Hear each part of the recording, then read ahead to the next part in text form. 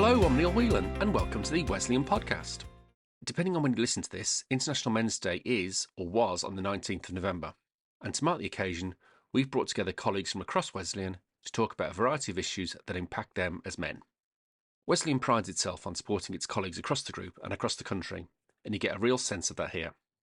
It's often said that getting men to talk about personal issues is one of the most difficult things in the world. But to be honest, this week, the main issue is getting them to shut up, because this has ended up being one of the longest podcasts we've ever done. But seriously, it's also one of the most interesting we've ever done, covering everything from flexible working with a young family, to infertility support, to prostate cancer. For once, I don't have to give you a compliance warning, we can just go straight into it, so I'll hand you over to Toby, Craig, Gerard, Dan, and first up, AJ. Hi all, so this podcast is to mark International Men's Day, with this year's theme being zero male suicide, but that's something that we've covered as a business earlier on in the year as a topic in September for World Suicide Prevention Day, with a number of resources available on SharePoint. So we've kind of decided to share some updates around other topics to mark International Men's Day. So just a quick welcome around the virtual table.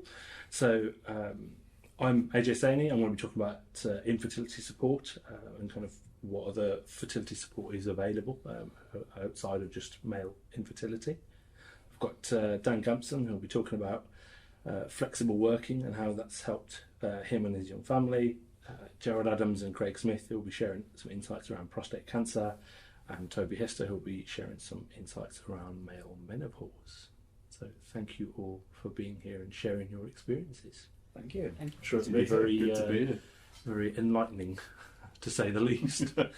Right, let's kick off with flexible working. Brilliant. Yourself, Dan? Yeah, thank you, mate. So, thank you for the intro, AJ. So, as you say, Dan Gampson. I'm the Group Sustainability Manager at Wesleyan. I've been here for just coming up 2 years now. So, compared to some people who work here, that's a drop in the ocean, isn't it, really? But it feels like I've been here quite a while already, truth be told. But yes, I'm here to talk about flexible working today. So, I think flexible working is probably one of the things that I've found personally is awesome about Wesleyan. I think that actually, whether it be as myself to go and look after young children or for other reasons, there's a lot of members of staff within Wes who do have flexible working. It's not something that I initially thought I could request or do when I joined Wesleyan. So it was something that I actually discussed with my line manager after being here for about 6 months and the possibility of doing so, because I still think in today's day and age, it's actually quite a rarity for companies to offer flexible working so readily. And to be honest, it was the process of doing it, I think, because it's been so well embedded within Wesleyan, was really easy. I think that there's maybe some documents that I spoke to HR, had to fill in a one-pager just to try and work out the arrangements.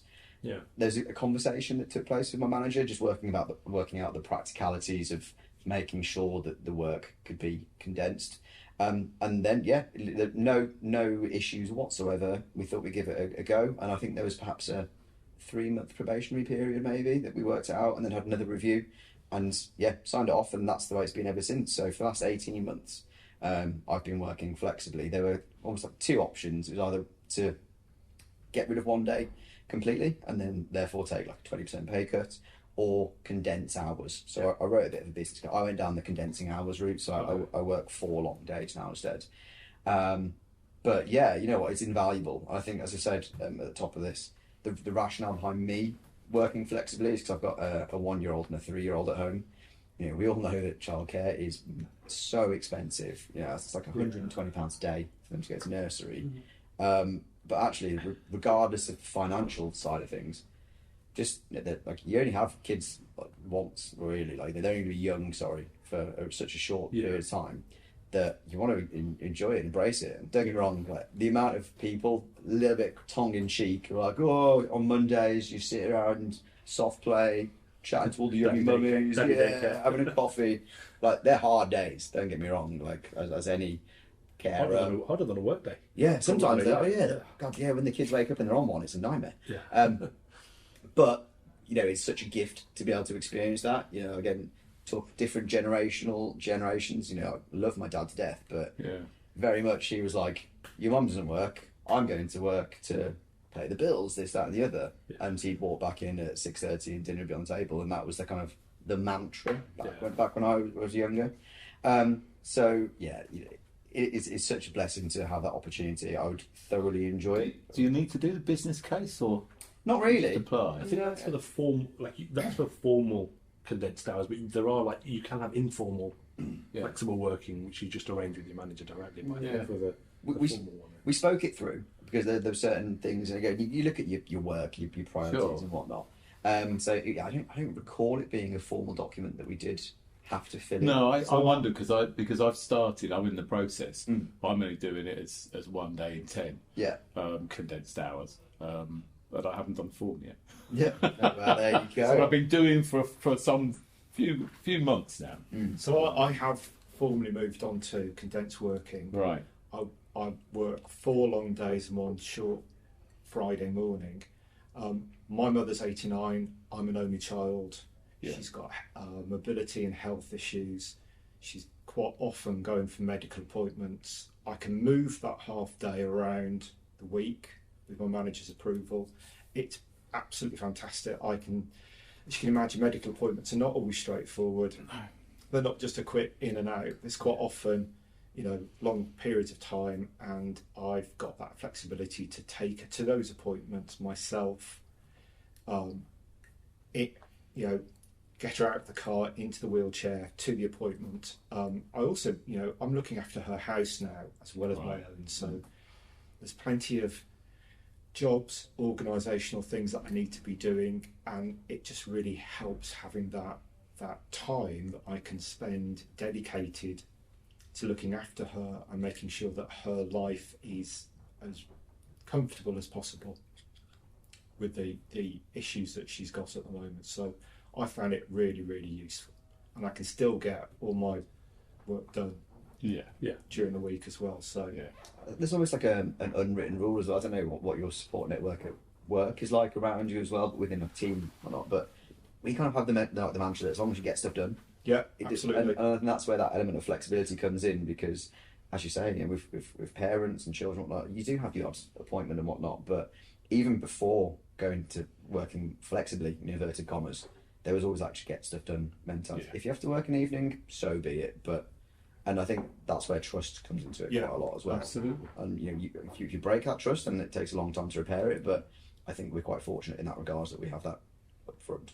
So it can be tough by all means, but I would thoroughly recommend if you have parents, young people, just generally, life. Got to an age where I want a bit more free time, Well, yeah, exactly. That's the thing. Those golf courses aren't going to play themselves. Golf is not my thing, but So if we've got somebody listening in right now who's thinking, I'd like to do this, I'm not quite sure what to do next, what would you recommend they do? I think the first point in time is to speak to your line manager, to be fair, Toby. Again, I don't know, it all depends on team dynamics, what's going on and whatnot, but Wesleyan as a company are supportive, so I think having that conversation with your line manager in a one-to-one, and then from there, as I say, the process is really simple. So HR, it's a 1-page document to fill out, and then it's under review. I think there's some pretty good information on the internet as well. Yeah. I think that's where I started before I spoke to go via Wes people on the policies page. But she's got quite a few people in the team. That's the other thing. As more people do it and you become aware, it becomes a lot easier because you've got no people you can ask. Exactly. You need someone to be the trailblazer who starts it, and it kind of rolls forward. Like I said, it's like blokes don't necessarily take that for daycare or looking after kids, but since I know you do it, and I know there's a couple of others, and there's one of the other team in the risk. I think actually you need a couple of people to kind of do it, and it opens the door for others. And then it just kind of becomes the norm as well, doesn't it? And to be fair, without segueing too much, you're really blessed to be able to have kids and want to spend time with them and experience that, and it kind of leads on nicely to your experiences, to be fair, AJ, because you take for granted these things, but actually if you and your partner try for a long time to have children, the last thing you want to do is go straight back to work again, isn't it? So I don't know if that's probably quite a good segue, but how about your experience? Do you do flexible as well? Or? No, so I don't do flexible, but my wife's only just gone back into work from post-maternity, so it might be something later on down the line I'd consider, but probably not, because the little one's happy at nursery, and we've got wraparound childcare that others don't necessarily have, like a family and so on to support. But yeah, it's a nice little segue into the second topic, the joys of infertility, and what the support mechanisms are. So just to kind of almost share my own personal journey, I've done some stuff previously with Wesleyan for International Men's Day last year, I think, as well, just around kind of the challenges of infertility. I mean, my own personal journey was pre-Wesleyan, when I found out that potentially I couldn't have kids. That was about 6 years ago now, which, as you can imagine, is a challenging time, and you kind of just think, that's the end of the road, isn't it? Straight away. But from a kind of support mechanism, I kind of work with. Now I work with some external charities, but the support mechanism isn't there for men, especially looking at infertility. I think there is a bit more support for women, but the reality of the matter is it's not there in the way it should be. Now, Wesleyan as a business has kind of stepped up on kind of providing specific leave for infertility support, whether it's male, female, or whether you're going through IVF cycles and so on. But I found my experience quite traumatic, I think it probably is how I'd say it, because whilst I have the support of my manager, it's the topic that no one wants to talk about. It's like, oh yeah, we'll give you the time off, but they don't want to talk about the topic at all. It's just like, do what you need to do, and fine, just do what you need to do for appointments, and that's it. There's no let's talk about it, or let's talk about how you're feeling, or how's the impact on your mental health, etc. It's just very much, oh yeah. So AJ, who did you go to for your emotional support? I bottled it up, to be honest. And then luckily for me, my wife's quite supportive. And so once I'd opened it up to her, it was like, actually, it wasn't so bad personally for me, because my in-laws had a long journey to have my wife. It took them 9 years almost before they had her. So we kind of knew that was the basis for even getting tested, was for both of us. It was my wife to get tested, and then mine was like, oh, there you go and get tested just in case. And mine popped out as 0 sperm, as it were. But I think because we had that support network from family who understood it a little bit more, that was our kind of basis. But I think post having kids now, and I'll kind of touch on that in a second, but now I know what his support is available, and that would have been massively helpful back then, probably, just to kind of know where to go, what to do, and I didn't have any awareness of that, to be honest. Well, kind of naively, from my point of view, how do you start on that journey? Is it something that NHS covers, or do you go to a GP, or is it all specialist? It was GP initially for the testing, but then, unfortunately for us, we went through NHS for kind of, you go to an IVF clinic, effectively, fertility clinic, through the NHS. But because I have a genetic condition from birth, they were like, well, we can't do any of yours anyway. So it was like, well, until we know about that genetic condition, then we can't do anything on the NHS. Then you've got to meet all the criteria. You need to lose some weight. You need to control this element, because I've got high blood pressure from my genetic condition. You've got to control that. You've got to control this. And it's like, actually, we're going to be spending 2, 3, 4 years on the NHS before I can even have testing and proper testing and treatment. That was the challenge we found. Frustratingly, on the NHS, it was like, oh, here's my card. I also work for a private clinic. Okay. And then it was like, well, we can get you in next week. It was literally that simple. And within, I think, 4 or 5 weeks, I was operated on. Quite literally, from first appointment to being operated on to actually test for potential sperm, which obviously, given I have 2 kids now, was successful. But it was literally that quick. And it was like, okay, you pay the price for it, but you look at 3 years versus 3 months. We went from, I think it's like 9-month wait times between appointments. Wow. Just between getting one appointment to the next, because it's a postcode lottery for IVF at the moment. Whereas privately, we went from first appointment to my wife being pregnant in 7.5 months, 8 months. I bet that was not a shock, but I think you must have mentally thought or prepared yourself, thinking this is going to be a really long journey, and then for it to happen so quickly. As soon as obviously found some sperm, it was like, okay, fine. Yeah. You're good to go through the rest of the process. But even then, even the NHS supports, I've had to go through some pre-procedure, and it's like that. Do that on the NHS because there's no point paying us X amount for it, because it's just a simple procedure, and even that was messed up at the last minute. So it's like, you know, that's where the NHS is struggling. But fertility support itself is just not there for male or female, but for male it's non-existent really, to be honest. You know that point you were making about management and what they do. Yeah. Have you got any sort of thoughts about how that could be done better? Because I guess as a manager, there are times when I'll think if somebody really doesn't want to talk about something, then I'll let it go, and actually maybe that might not be the right thing to do. But how do you judge? I think the key there is knowing people in the business who can then support managers. Because ultimately, like, if you say to me, "Oh, I don't know how to handle this situation," or "I'm not sure how to approach that situation," I can kind of give some guidance, or I'll be like, "Actually, let them come and talk to me directly," if that helps the process. And I think until we know, okay, there's X, Y, Z people in the business that have either experienced it or have had some training or experience through it, that's the only way. It's, you know, I think that's the only way we can kind of approach it. It's not dissimilar to kind of prostate cancer in the terms of it's a kind of taboo subject. Yeah. It's intensely personal. Yeah. And many people may want to remain private about it. So is that kind of balance of how much do you support, offer a listening ear to someone who may or may not want to share. Yeah, and I'm quite, let's say, open about it. I've spoken about it today. You know, that I would never have thought about even talking about, you know, literally going into an operating theatre and having somebody slice my, for want of expression, bollocks open, and you know, just to test for that. But it's quite an invasive thing, and you need to have the support mechanism around to just either give them their space or then point them in the right direction of resources, because that's the only way we can really progress it forward, to be honest. Which kind of leads me on to kind of some of the work I do with Fertility Network UK, and they have a branch that's called Infertility, which is focusing specifically on male infertility.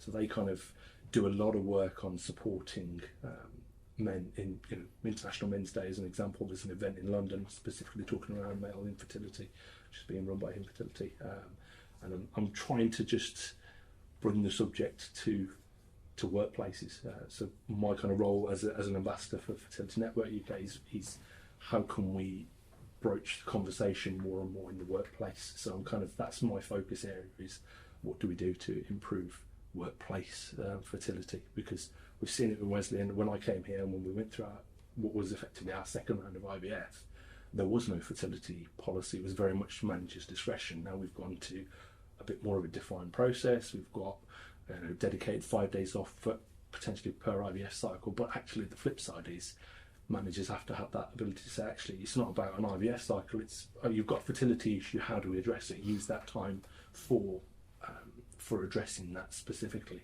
because it's quite a draining process, as it were.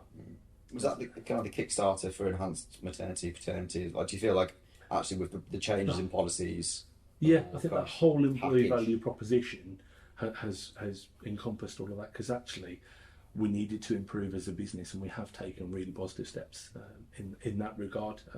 I mean, I kind of worked with kind of HR, so look, these are every single bit of time. This is every single bit of time off, but it's the kind of thing that you think, oh, you're going for an appointment, but actually it's a 1 hour trip either way, and it's an IVF appointment, so you get the call, you know, the night before to say you've got to come in at 7 a.m.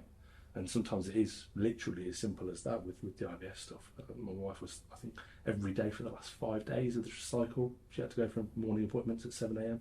So it's like you've got to build all that in, but flexible working works alongside that as well. Because there's so many, I mean, like, I was looking at stats the other day, and I was like, when you look at how much of a problem it is, I mean, from an ethnicity point of view as well, I mean, just down to the fact that you've got a 1/3 better chance if you're white compared to black of even being successful with IVF.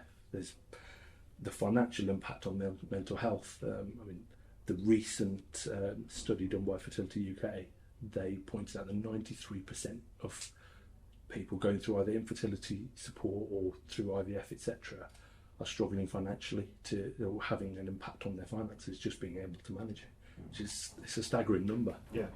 You know, So what's the cause of that sorry, this is me being really ignorant now, but that point about being more likely to be successful if you're white than black, is that a biological thing? Biological, yeah. It's biological, biologically and genetic makeup, etc. I mean, it's weird because actually you look at, I think they said 14% of IVF patients are Asian, but that they only represent 7% of the population. So there is that, there's other links, there's disparities that are there, and kind of that's where the challenge is. But, I mean, even from a male infertility perspective, 50% of fertility issues are because of a male fertility issue. And that's staggering when you think of the levels of support are so different between male and female. That's where the problem is, because blokes tend to bottle it up at the best of times. Oh, no, something Never not mind. really talked about. Never mind. Oh, yeah, you know. Yeah. Because it's always that thing. Oh, you're shooting blanks then. It's like it's not. It's, yeah, okay, yeah, that might be what it is, but the impact of that is just. Is that kind of like that classic like pub conversation, isn't it, after a few beers where flippant things be said, and there's the mental health. You said you bottled it up, but you know, as a mental health first aider as well, like they're difficult conversations to have, aren't they? And to build a rapport with someone, to feel comfortable enough to have it when you've not got a pint of Guinness in front of you to make a. So I was thinking you need to go all the way back down to even education. So there was one of the studies they did was university freshers, and 48% of freshers had never had any education about fertility treatments. There's just core lack of understanding, and once you get to a certain point, you're just never going to think about it unless you have that problem. Yeah. So it's kind of it's one of those. You know, it's a hard one to bear, but the support and resources for charities are getting better, but there's still a long way to go, as it were. So obviously we talked about kind of taboo subjects, and I think one of the other elements is male menopause, because it's something I had no idea about really. Well, it's funny you say that, because so I've been on a little bit of a journey with this subject, which I'm going to try and take you through in a few minutes now. But I when I started out, you know, we were talking about ideas for this podcast. The idea for this section was sort of to talk a bit about male menopause, or it's called andropause sometimes, because andro means man, which, given menopause starts with men already, is very confusing. So the whole menopause was already taken, if you see what I mean. So all very confusing. But you know, it was to say, right, okay, here's an issue, here's how it might affect men, and here's what's going on with it. When I went and did some research, it didn't turn out to be quite what I was expecting. So little bit of suspense. But we started off because I'm on the Gender Network, and under that Gender Network, we've obviously done a lot of work on menopause.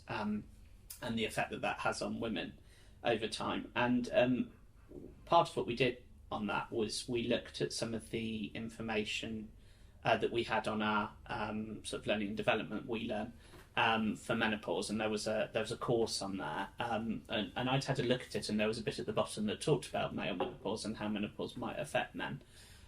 So I was kind of conscious of this and thinking, there might be a sort of relevance to International Men's Day. So I went away and did a little bit of research on this and found out that actually the male menopause is not considered by most medics to be a real thing.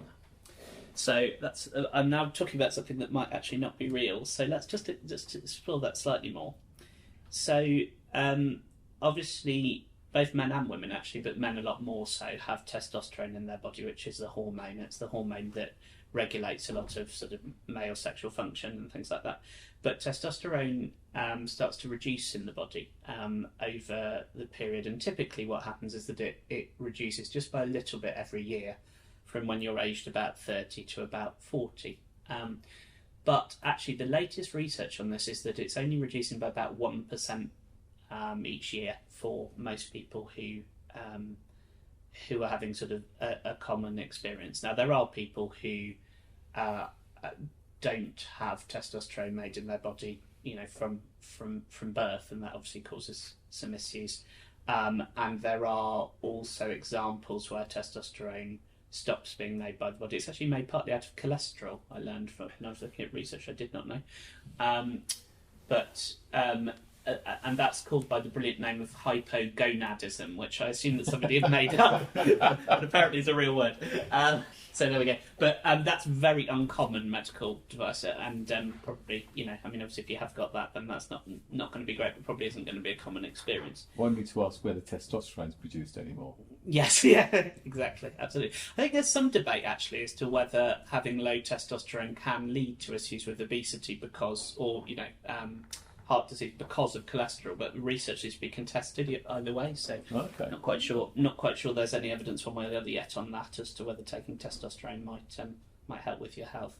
But yeah, so what I learned is that looked on the NHS website, and they say that male menopause, andropause as an idea is actually a bit misleading and not necessarily terribly helpful, because whereas with menopause there is obviously an event that happens in women's lives where they stop menstruating, and that obviously does have an observable effect, typically there isn't an equivalent within the way that male hormones change over time. It's just happening naturally. Now, there are things which lower testosterone can cause, things like more fat being secreted into your body, you having lower energy, lower sex drive, potentially quite a lot of mental, symptoms as well, like depression, sometimes insomnia, and so forth.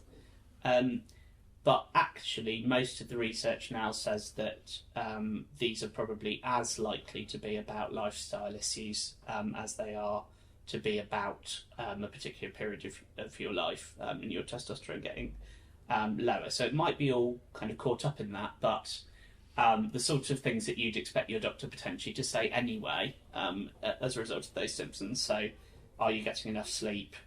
Is your diet appropriate? Or some of the things that you were saying the NHS was saying to you, AJ. Are you doing enough exercise? I'm ticking off this list thinking all of these things apply to me, unfortunately. Are you drinking too much alcohol? Are you smoking? All of these things.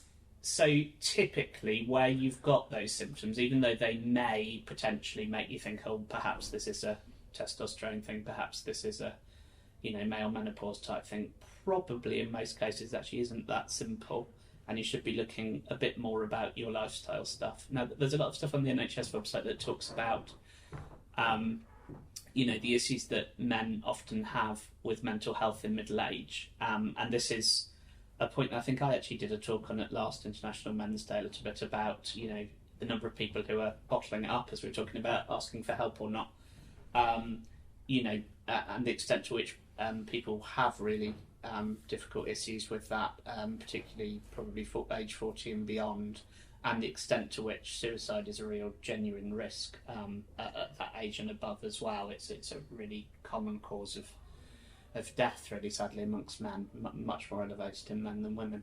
So I suppose I thought I was finding out about a sort of medical condition and hormones, but I think probably I've sort of led me back to the same place, really, which is there is a very small chance you might have a very unusual condition, but more likely, if you are seeing issues of that kind of type, it's probably a lifestyle thing to have a think about, and also at the same time, obviously do talk to people. So didn't end up quite where I expected to when I did the research, but there we are. That's the beauty. Sounds like quite a journey you've been on there. It was it's been emotional.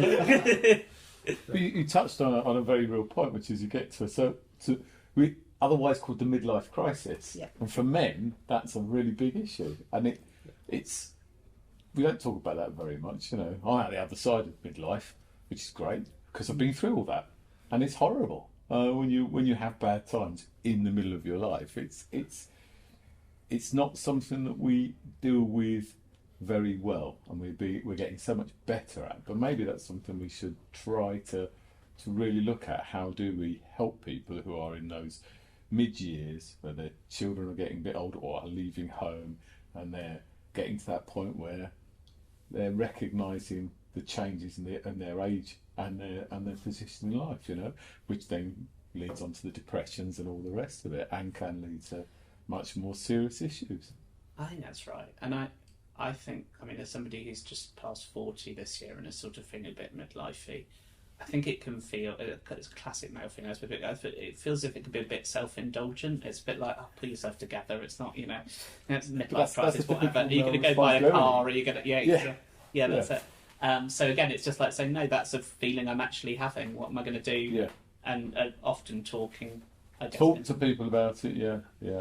And that's, I suppose, the symptom of remote working and post-COVID as well. It's like that enhances the problem because people are just cooped up at home. If you're not in a Teams calls all day, you're sort of doing something that's not constantly on calls with people or whatever, then actually you don't get to see people that often. And that's the other side of the coin, isn't it? It is. It makes that problem a lot worse. And we are getting much better at talking to each other, but I really would stress that, if you're having problems of understanding your purpose in life and got to that kind of age where, was the motorbike enough? Which is very midlife. Is that what you did? No.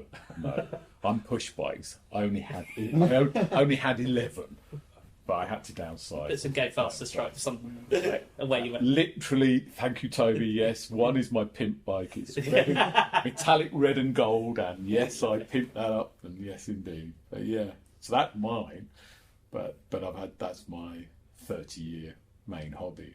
But yeah, talking to people is so important because no matter where it takes you to, opening up on most issues that we talk about is just so enriching and helps you move your journey. It's because you suddenly realise how many people are being affected by it as well. That's the thing. And you think you're affected by something in silo, and you suddenly start talking to people, suddenly realise, actually, I mean, it's particularly true for depression. I mean, nobody else who's suffered depression, but when you've had one, it's a very different world. If you don't until you reach, for me anyway, until I reached out to somebody and spoke to somebody, I couldn't get out of that rut. It's only when you do talk to people you appreciate how many, as exactly what you say. Again, I've got a fairly tight group of friends, but at the moment, a few of them have going through breakdowns, crises for whatever reason, and it's tough. And it's, as you say, but like I said, AJ, like for every problem, you're not in silo, aren't you? So there's always going to be people who share and experience. It's absolutely true. And problem shared is a problem halved. You start to work through things so much better when you've had a chat with someone. Just that one word of comfort and kindness from someone can be all the difference. Totally. And so, I mean, I guess we've led on to some quite serious subjects there, and perhaps our conclusion on male menopause is a little bit uncertain one way or the other. But I think in the last section we're going to talk about something which absolutely is a real medical issue and is very clear. I was going to say for better or worse, but mostly for worse. It's a great reality, yes. It was a reality anyway. I mean, I'm talking prostate cancer, obviously. AJ. Yeah. So, let you share your experiences. Well, I'll start by saying I think it's quite ironic that I joined the wellness group in all the the employee committees, and the one thing I took on was trying to advocate people getting screened for prostate cancer because there's no national screening programme. It's one of the biggest killers. It kills 12,000 men a year in the UK. Very common. 1 in 8 of us will experience a problem with prostate cancer, I'll say, because all of us, if we live long enough, will have it, but not care about it. You get much beyond 70, and it's such a slow-moving target. It will probably be something they go, don't worry about it. But for a lot of us, we have to be concerned. And so I took that on, and I sorted out some screening for us because I was on with that first screening as well. Yeah, so I've done a couple of screenings in the 5 years ago. office. Which, as we spoke earlier, Craig was saying that his test was completely off the chart at low, so I didn't have to worry about it then. And for me, that's the same. It's just because I had a friend who had prostate cancer diagnosed very early that I decided that this was something that needed to be really promoted. But the irony is that now I've been diagnosed this year and been through the whole journey this year from having an adverse PSA. Mine was 7, which isn't particularly high, and it was false because the follow-up was 2, which is fine for a man of my age. But they found something with my prostate, And the prostate is a funny little thing. It's tucked right up in your pelvis. It's part of your sex organs. It produces the semen, not the semen, but the fluid that the semen goes into, and the fluid to make the semen liquid so it all can go out, and sits right under the bladder. So prostate cancer is symptomless. I've got no symptoms, none at all, until it gets really advanced. Generally, expanded prostate causes symptoms. As my sister delightfully puts it, if you can't pee on a sixpence, you probably don't know what a sixpence is, but if you can't pee on a sixpence, it's probably something going on with your prostate. A debit card. Yeah. So it's all the different generations. So that's, yeah. So it expands, it causes urinary problems because it sits right under the bladder. But yeah, my personal journey was from that was get an MRI. MRI showed something, get a biopsy, and I went privately and been through a whole bunch of stuff, but the biopsy shows and confirms that I've got a cancer that's sufficiently aggressive that I need to do something about it. And I would just recommend anybody 45 or over, particularly if you're from a African Caribbean background, because unfortunately for you it's 1 in 4, get tested every year. PSA isn't entirely reliable, the PSA test, so you have a personal score.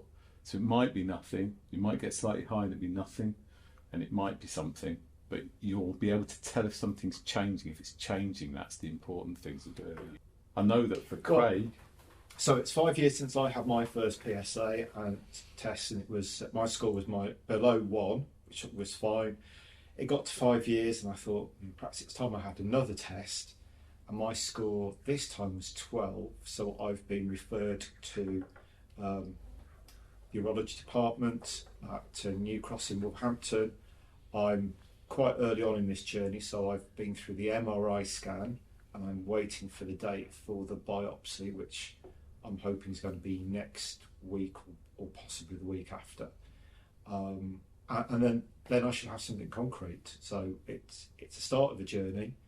I'm trying to be quite pragmatic about it. It's something that happens to a lot of men. We've all got a prostate. As you get older, things go wrong with them. Yeah. So the thing that I'm really glad about is that I had the test and I'm now in the system. So presumably if they find something, I'll receive some sort of treatment. But if there isn't anything and I've just got an abnormally high score, at least then they will be monitoring me going forward. And that's some consolation as well. So it's still quite early days for me, but I've got to that age as well where I've got 2 friends that have got prostate issues. One's actually got a catheter in at the moment, which is quite a scary prospect. But it's something we need to talk about. It's something it's a test that we all need to do, and it's something we need to be more open about as a society as well. Yeah. Because as Gerald says, it does kill so many men each year, and it's actually preventable with the right testing and the right treatment. Yeah. I mean, it's dispelling the myth as well, because like the assumption is your first examination. There's a mental picture that comes with it, and it's like no, it's a blood test. Yeah, Is it a blood test or a urine sample? It's a blood test. Yeah. And even when it gets to the right, we need to have a proper feel. Yeah. Or DRE as they conveniently call it, digital rectal examination. It's not that big a deal. If you're the doctor for that, does that make you Dr. Dre? Yeah, right. Yeah, very good. Yeah, I mean, that's not a big deal. And the MRI does. I haven't been through that. No. Examination yet. They put me straight into the MRI, which I'm not sure if that's which is far more accurate, the MRI, and looks inside the prostate itself to see if there's anything in there that's adverse. So yeah, it doesn't hurt in any way, any of that stuff, and it's not particularly it isn't invasive. The consequences are different. But that's something that most of us have to address, even though the percentage of people who have got prostate cancer as you get older gets really high. We get to people over 70, most of them have got a prostate cancer in them that they're unaware of and don't need to be aware of. Yeah. It's if it's an abnormal set of cells that is such that it's going to grow and cause you a problem. that you have to go for the treatment. Treatment is quite radical. And one of the things that was interesting was you talk about the length of time in the NHS for treatment. It's the opposite with cancer. Cancer in the NHS has got a massive focus. They're targeted on it. They are trying to get every step of the way within 2 weeks, every step within 2 weeks. Prostate cancer does not move that quickly. So I have been through two very separate conversations, the NHS consultants and their treatments and the private. The first private guy I go to sees all the stuff that they've done. By the time I've had the MRIs, you can see I've got something definitely there. He says, Mr. Adams, he says, we could be having exactly the same conversation in a year's time. It would be no different. This does not move that quickly. Okay? So you have to be careful that you consider what you're being told if you end up in that journey. Yeah. And I would strongly recommend, if you can afford it, if you're fortunate like me to have it through work, go and see a private consultant and get a second opinion. Because the other thing that you get access to is, currently in the NHS, they will only offer you two different treatments. They're both radical. They both sound unpleasant because they are. One is radical radiotherapy, not normally offered to you until you're in your late 60s, 70s. Radical prostatectomy, just have the whole thing out. There are other treatments, lots of them. Not really something we should talk about. Each one will be here forever, but it's worth doing because they're different. And if you've seen in the news recently, one of those ones, which is a much more directed radiotherapy beam, which is approached to people, isn't looking to be put now into the NHS set of treatments. Okay. But yeah, so that reflects very strongly on mine. I went to see the NHS consultant and they said, well, on balance, we're on the cusp of saying active surveillance locally. The set consultant said, yeah, active surveillance. The regional said, no, treatment. And then they give me the one treatment they've got available. Said, yes, have a second opinion. Go and see the privates. And they go, private consultants saying, well, hang on. One, it is safe for you to do active surveillance. And two, that's quite a radical treatment. You could have these various ones which are much less invasive, much less impactful, and far less risk of having the serious side effects on your life. Because they talk about lifestyle issues, and I wanted to really say this, is that they're talking about incontinence, more likely to be urinary incontinence. Most of them are likely to be long-term post-operative effect, but not permanent. Bowel incontinence, less likely, depending if radiotherapy and depending on how the radiotherapy is done, there's more likelihood of that. And erectile dysfunction is a big issue with prostate. If you have to have your prostate removed, they've got to go round all of the nerves that come down, go round the prostate, that are the nerves that deal with erections. So they say, oh, well, it's much better because we use these robots and things. And then you read the percentages of people who end up with erectile dysfunction. You go, 55% doesn't sound like low. Yeah. So it has profound impacts when you have to have the treatment, but it's better than death. Oh, yeah. So it's been a journey, and I have to say, I hope Craig doesn't have to have that conversation where you sit with a consultant who says, yes, Mr. Adams, I'm sorry, it is cancer.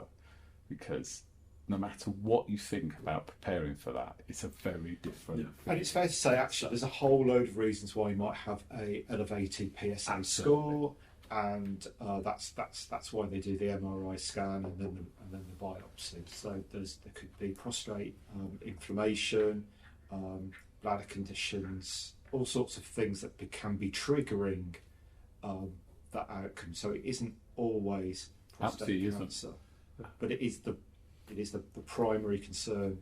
But they can treat it, and they can cure it. Yeah. I mean, that's the other thing. It's the most curable cancer. Very, very slow moving. Caught early, so it's localized. They're going to cure it. Yeah. You know, and any of the other things they can cure. You know, it's some of the treatments are less pleasant, but they can cure. And particularly for African Caribbean, get tested from the age of 45. Get tested. Have the little blood test once a year. It's no big deal. 5 minutes of a blood test. Yeah. And it could save your life. Is 45 almost that tipping point then, Joe? Or is that what they recommend? As you get older, it's more likely, yeah. I mean, they would say, if you're not African Caribbean, they'd say 50. Mm. But, I mean, if we have to have it done privately if you've got no other indicators of that kind of age, and there's a charity called the Graham Fulford Charitable Trust that run events all across the country, easy accessible round here. It's 20 quid. Yeah. You know, they ask for a £20 donation once a year.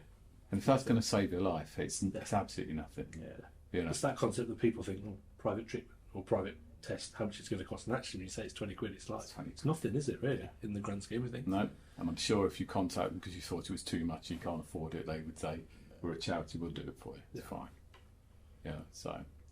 But you should be able to get it through your GP as well. You can, yeah. Once you get beyond 55, if there's any kind of indications, they'll do one anyway. I'm having one every 3 months now under the active surveillance via my GP. You know, it's hilarious because you ring them up for the results and they say, "Oh, that's normal." And you go, "I need to know the score. I need that number. I've got to give this to my consultant so he can tell me what he thinks of it." You know. Yeah. But no, thank you very much, all of you, for kind of sharing your own experiences and kind of, hopefully this is useful. And I think the key takeaway here is that there's a lot of resources that Wesleyan provide and a lot of information, kind of Viva Engage, Employee Assistance Programme, SharePoint, in terms of News Hub and the kind of events that we run through there. Have a look through, if you go on Wes People and go through to policies, there's policy links for flexible working, fertility. There's the networks themselves. So, yeah, contact me if you want to know anything about prostate. Well, this is the thing, and I think that's the key takeaways. If you don't feel comfortable talking to your manager about something, come to one of the networks or come to the EAP, etc. And if we can't answer the question, and we're not experts in the subject, but if we can't answer it, then we will look to try and find you the answers or point you in the right direction or the right support as much as is possible. Definitely. I think just rounding up, just for the very, very first point you made, AJ, as well, was about suicide prevention as well, being the main driver this year. So it's just worth mentioning Wesleyan's mental health first aiders again, because there's quite a few of us, and again, just an impartial ear always. So there's plenty of people, and we're very fortunate that there's people to talk to. Thank you all. Cheers, chaps. Phenomenal. Thank you. And that's our show for this week. Thank you to AJ, Dan, Gerard, Craig and Toby. If after listening to that you think Wesleyan sounds like a nice place to work, you can find all the latest vacancies at careers.wesleyan.co.uk. You can also learn more about us on the main website, wesleyan.co.uk, and across social media on Twitter X, Facebook, Instagram and of course LinkedIn. And if you've liked what you've heard here, you can like and subscribe to us on all the usual podcast platforms, as well as find us on YouTube, where there's a whole library of videos covering a wide range of topics. But that's it for now. So until next time, thanks for listening.